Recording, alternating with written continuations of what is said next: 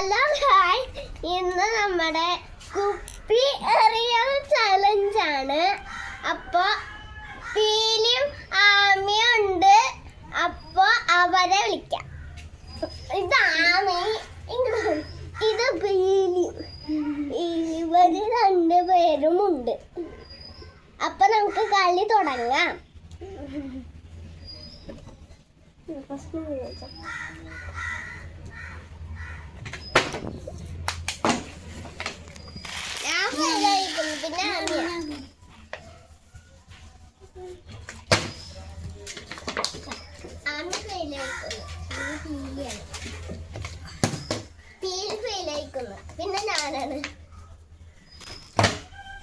ഫെയിലായിക്കുന്നു.